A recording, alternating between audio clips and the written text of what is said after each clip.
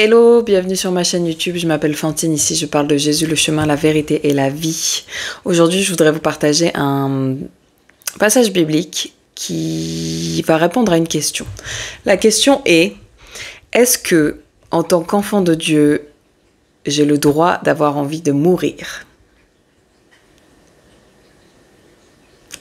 C'est vraiment un projet, hein. Cette question c'est vraiment un projet. Déjà, avant de commencer, je voudrais vous dire qu'il y a deux façons de dire qu'on a envie de mourir. J'ai utilisé les termes. Il y a la façon de dire, ok, j'ai envie de mourir parce que j'ai un esprit de dépression, parce que la vie, je trouve aucun sens, parce que je suis fatiguée, parce que je suis épuisée, parce que j'arrive pas à m'en sortir. Dans ce cas-là, avant même de commencer et de finir cette vidéo, je vais prier pour vous. Seigneur mon Père, je déclare et décrète que tout esprit, un esprit de mort qui est dans la vie de mon frère et de ma soeur qui regarde cette vidéo est chassé. Je commande à tout esprit de mort de quitter le corps, les pensées et l'esprit de mon frère et de ma soeur maintenant dans le nom de Jésus. Je déclare que tu remplaces cet esprit de mort par ta paix, par ton huile de joie Seigneur, par ton onction, par ta patience et que tu le remplisses de ton amour maintenant au son de ma voix. Dans le nom de Jésus, j'ai prié. Amen.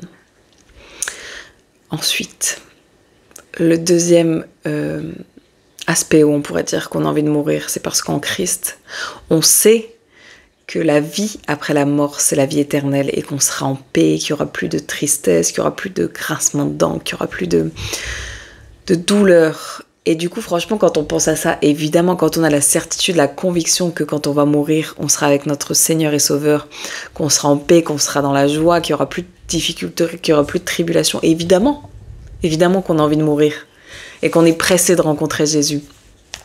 Depuis que je suis chrétienne, j'arrête pas de dire aux gens autour de moi, le jour où je décède, faites la fête. Faites la fête parce que je serai avec Jésus, en fait.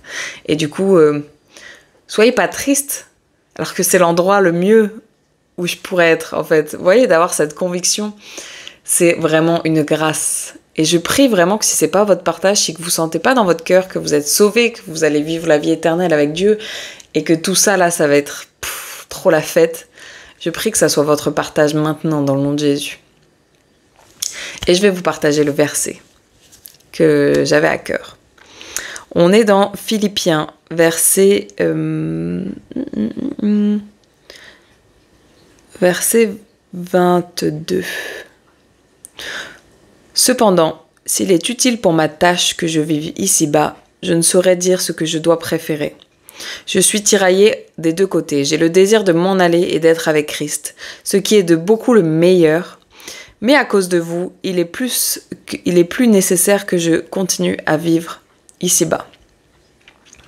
En fait, à un moment dans notre vie, on a la conviction que ouais, on est pressé de mourir, on a hâte de passer notre temps avec le Seigneur, mais que si on est encore là aujourd'hui, c'est que le Seigneur, il veut nous utiliser pour bénir des gens autour de nous, pour nous apprendre des choses, pour qu'on continue à le servir sur la terre avant qu'il nous reprenne pour être avec lui dans la vie éternelle. Donc vraiment, je prie que dans votre quotidien, vous vous rappeliez tous les matins, merci Seigneur pour le souffle de vie que tu m'accordes aujourd'hui. Si tu permets que je sois encore sur terre et pas avec toi en ta présence, c'est que tu veux m'utiliser. Donc montre-moi, donne-moi la sagesse, le discernement, l'amour, la paix, la joie, le fardeau des âmes pour te servir sur cette terre. Aide-moi à être un encouragement pour les autres, aide-moi à être une bénédiction pour les autres et remplis-moi Seigneur de tes dons les meilleurs pour être une bonne servante, un bon serviteur de Christ sur terre. On est en tant que disciples de Christ, on est des représentants du royaume sur terre. Et c'est un rôle que le Seigneur, il prend pas du tout à la légère. Donc voilà, à chaque fois qu'on se dit, c'est pas pour rien que dans 2 Thessaloniciens, il est écrit « Soyez toujours dans la joie » et tout, parce que les gens, le monde a les yeux fixés sur nous, on est les lumières du monde. Au final, même quand on a Christ dans son cœur, faire la tronche, c'est un péché en fait. Vraiment, le Seigneur il est en train de dire attends. J'ai travaillé dur dans toi là, je t'ai mis tout ce qu'il fallait mettre en toi, je t'ai donné la paix, je t'ai donné la joie, et là t'es en train de faire la tête pour des bêtises.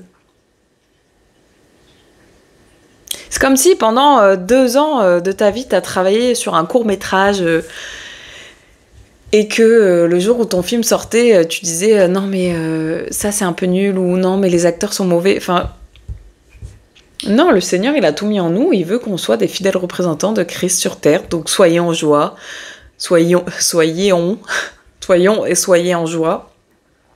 Allez et resplendir la lumière de Christ, quoi. Il nous a pas laissé ici pour qu'on souffre. Et s'il nous a laissé ici, c'est qu'il sait qu'on est capable d'avoir la paix et la joie en toutes circonstances. Soyez bénis.